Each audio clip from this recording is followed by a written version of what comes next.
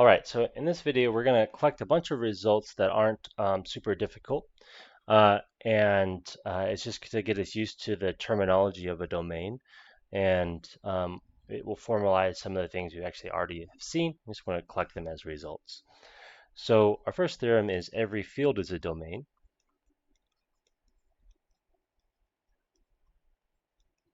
Proof. Okay, to prove that we're a domain, we need to take a field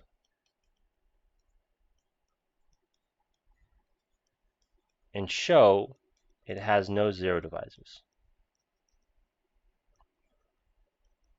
So no non-zero elements that multiply with something else non-zero to be zero. But since F is a field, the collection of units in F is just F delete 0. So all non-zero elements are units.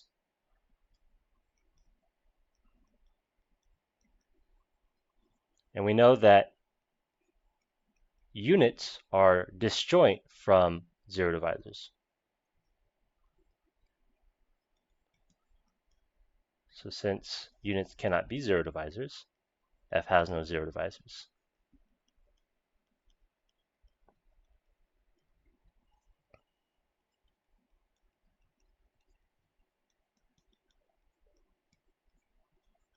And that's it. Great. All right, let's look at our next theorem.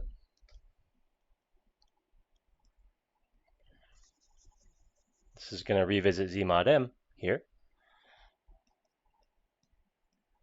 For m bigger than 1, we're going to let R be Z mod M. Then R is a field if and only if R is a domain. Well, from that problem that I'm going to assign you,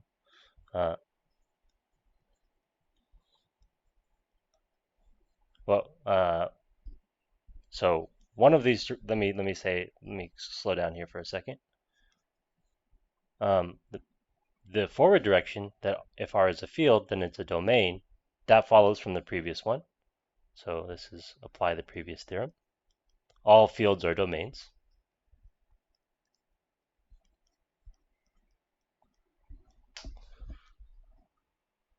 And for the reverse direction, we're going to show that the zero divisors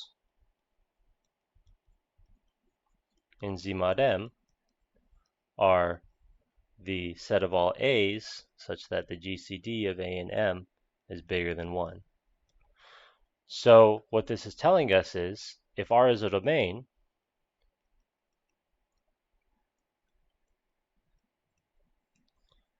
the GCD of A and M cannot be bigger than 1 because this set has to be empty.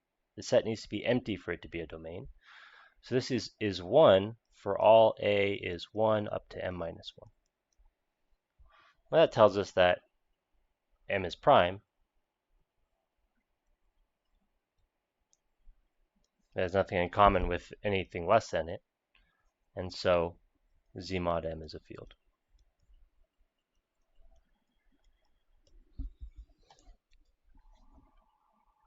Easy peasy. Okay, so the last theorem that we'll prove in this onslaught of theorems is a subdomain test. And basically the subdomain test is that if you're a subring of a domain, you're a domain. So suppose R is a domain and S is a subring of R. Then S is a domain.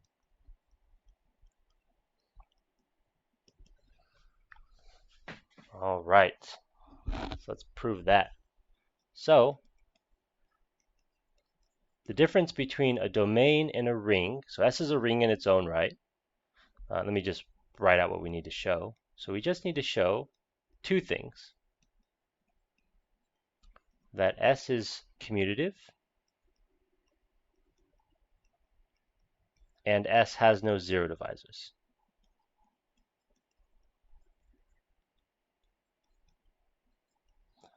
But S inherits commutativity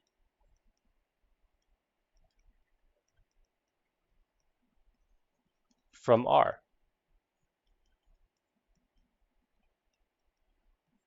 Right? Because if every element of R commutes, then less than every element of R should still commute. So S inherits commutativity from R, and if AB is 0 in S, then, well, these are elements of R, so AB is also 0 in R, so one of them must be 0, because R has no 0 divisors. So therefore S also has no 0 divisors.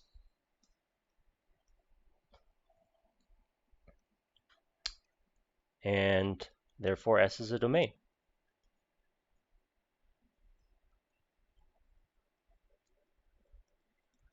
Okay, so none of these results were particularly hard. Just want to collect a bunch of them in this video.